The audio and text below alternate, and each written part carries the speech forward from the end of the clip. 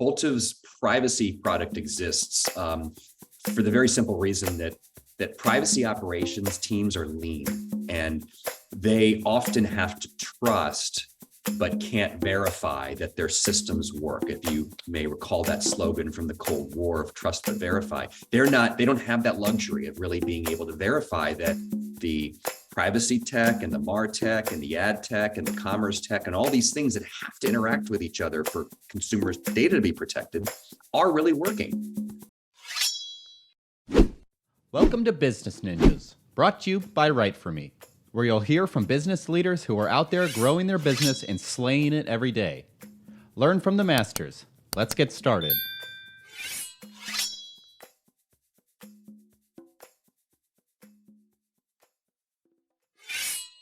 Hey everybody, welcome back for another episode of Business Ninjas. I'm here today with Dan Frechtling. He's the CEO of Boltive. Dan, welcome to the show. Thanks so much for having me, Kelsey. I've enjoyed your episodes. Thank you. Excited to have you on the show today. So Dan, why don't you start and tell us a little bit about yourself? Sure. Yeah. I think I'll start with a little professional and then include some personal in there too. I've been in cybersecurity for about 10 years and did a number of things before that, but I don't want to bore you with my upbringing. But I grew and sold my last cybersecurity company. It was called a company called G2, which is still around today, still doing well, to Verisk Analytics. And then I had a real life-changing event, which kind of caused me to transition from security to privacy. And that life-changing event was that my wife was diagnosed with a late-stage rare form of cancer. And in going through that process, I'd never had cancer in the family before. I did lots of research online, trying to figure out what are the different treatments. What do we do? And I noticed that as I was conducting that research, that I was being tracked and profiled and targeted by these shady cancer treatment ads that were following me all over the internet. And I hadn't consented to that data being used in that way, but it was being used in kind of stalking me when I was checking out sports scores or needed a break or needed to do something to take my mind off things. Mm-hmm. And this tracking and these ads were so pervasive that even after my wife passed away, I still saw the ads, extremely durable. And around that time, I discovered Boltive. The CEO of the company actually was going through his own cancer situation with his wife, which actually ended up being the same kind of cancer that Annie had. And so by one of those kind of strange twists of fate, he wanted to care for her and step down. So he recruited me in about two and a half years ago to run the company. So that's how I came to Boltive. I discovered that Boltive had this incredible technology that was being used for malware, but also had very positive privacy applications that we'll talk a little bit about. It's secret shoppers for privacy compliance is what we call it today.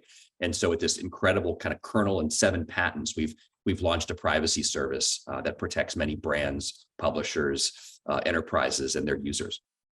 That's fantastic. And, I really appreciate, you sharing, your experiences leading you to Boltive. I certainly hear kind of, the passion behind your voice and the work that you're doing now. And, it sounds like the CEO previously as well. So, talk to me a little bit more about Boltive. Well, sure. Yeah. The Boltive is here. Boltive's privacy product exists for the very simple reason that privacy operations teams are lean, and they often have to trust but can't verify that their systems work. If you may recall that slogan from the Cold War of trust but verify, they don't have that luxury of really being able to verify that the privacy tech and the MarTech and the ad tech and the commerce tech and all these things that have to interact with each other for consumers' data to be protected are really working. And what we found is that vendors mishandle data sharing about 25 to 50% of the time. So obviously this creates great exposure for firms and for vendors too. And so we developed the privacy secret shopper technology that I alluded to a moment ago to detect and correct these data sharing errors. Mm-hmm.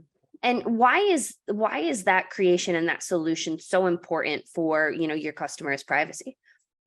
Well, it really goes back to the error rate. So we see the vendor error rate, as I said, kind of broadly 25 to 50% of the time. Consent is lost, meaning you opt out, But that signal, because it really then becomes a signal that has to get transmitted over the internet, that signal will get lost or misinterpreted or even reversed. Then data can be shared. We see error rates, we see error rates in notice, which is providing the privacy notice to people. We see error rates about 50% of the time there that it's not properly made available for consumers to see what their rights are. We see that cookies and pixels, cookies and tags, the elements on web pages that gather and share consumer data with third parties, those have error rates in sort of 25 to 60% of the time. And then we see further down the advertising ecosystem, as these signals that are supposed to protect people get passed from vendor to vendor, that down the ecosystem of ad tech companies, we see an error rate that's around 20, 25% of the time. And then there also can be errors with other technologies like consent management platforms and tag managers, which are fundamentally what websites use to protect users. So that's why that's the problem that we've discovered, and isolating those, really smoke testing and finding where the leaks in the internet pipes is the answer. I think that's a really great analogy. I like that, finding, the leaks in this. That's great. And, you mentioned earlier, Dan, a little bit about, the leaner teams being able to support, of these companies. Is there a normal size or, trend in kind of this size company or whatnot that Boltive tends to work with? Well, we tend to work with enterprises, but we work with all sizes of companies because sometimes smaller mid-market companies don't have privacy resources. And with our automation, we make it very easy for them to know exactly where they stand. And it's an issue where every company wants to maintain the trust of their consumers. And I think that's something, as I think of your prior episodes, you had a podcast with Ferris of, I think I pronounced Ferris of Security HQ back in May. And I like how you explored that security, and I would say privacy breaches too, impact customer trust. And every company relies on that customer trust for them to be in business. So it's true for all sizes. For larger enterprises, they'll have larger teams. They may sit within legal and compliance. They may sit within the information security, IT, IS departments. They may actually sit in marketing or lines of business. They're kind of all over the place. But there's one thing that's true is there's never enough privacy people because the regulations are moving so quickly. Just one data point, we had one US state data privacy law back in 2018. Now we have 13 that have passed as of this year. And we have a very active FTC and a very active with hundreds of class action lawsuits from plaintiffs. So it is a very, very dynamic world. And it sounds like, there's a lot changing in terms of regulations and laws. Like you said, it's expanded a lot. Well, it has, right. And we're, as I said, up to 13 states. I think it's, if I get the California, Connecticut, Colorado, and Virginia, and Utah had laws go into effect this year. But now we have other states like Florida, Iowa, Texas, Indiana, Virginia, Oregon, and I'm forgetting one or more that have passed laws this year that will take effect in 24 and 25. So it's a lot to keep track of. Every state law is a little bit different. They follow some similar models. But then in particular sectors like healthcare, the regulations are changing around HIPAA and around what the FTC and the office, the OCR under HHS, the Office of Civil Rights, their pronouncements on what healthcare data needs to be protected. That interpretation of the laws is also a moving target. Interesting. I certainly hear, the need for Boltive, the work that Boltive is doing. And I want to circle back and talk a little bit more about the secret shopper, because it sounds like that's really something that differentiates Boltive from its competition. Am I right in thinking that? Yeah, that's right. We have several patents around what we do. We visit websites in a very low traffic way, so we appear as real users do. And what's essentially unique about this is that we can emulate any consumer target. For example, when we work with a hotel chain client of ours, they want us to emulate business travelers. When we work with a consumer goods client of ours, they want us to emulate young families. For an athletic retailer, they want us to appear to be college athletes. So we take the form of their core customer and we visit their websites down real customer journeys. It's synthetic, so no real data is being shared or gathered, but it's synthetic data that's enough to act as a smoke test. And we do one of two things: we opt out from data sharing, or we opt in. And because these personas have their own behavioral history, things they've shopped before, content they've consumed before, they have their own location. They have their own devices, operating system, everything. So there's all kinds of permutations. It allows a real robust test matrix to be run to see if there are any corner cases where data is leaking non-compliantly. Interesting. I did an interview a while back, and you just made me laugh. They have names for all of their client personas, and it just got me thinking. I was like, oh, I wonder if they've got names. But so. And what happens when, okay, so you opt in or you opt out, what happens with that data from Boltive going back to your clients?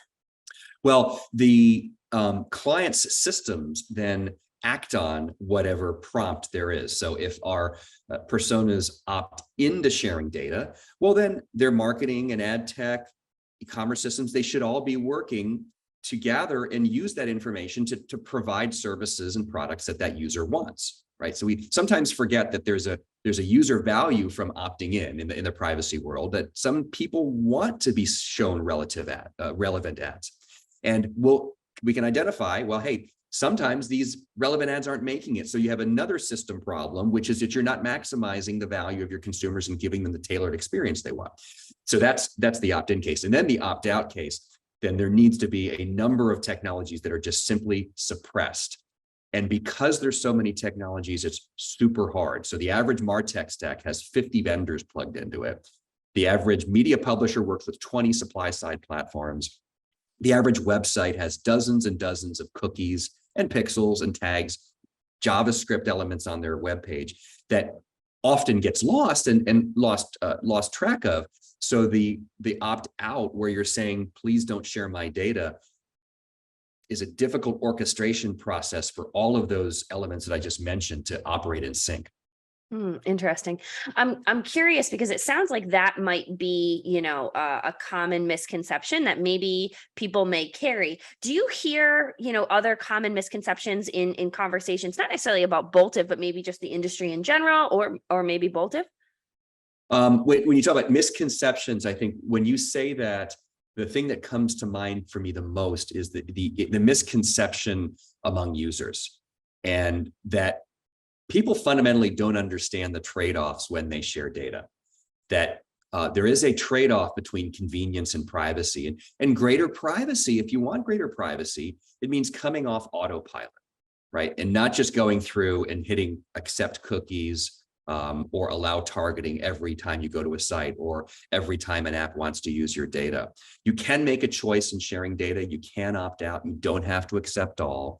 And all you got to do is scroll down to the bottom of the page, right? Or take a look at that screen that pops up on your mobile device. And so I think that the misconception is that people have this power now. They didn't have it a few years ago, because most of the internet was a Wild West, non-jurisdictional place where anything goes. And that meant anything goes with your data.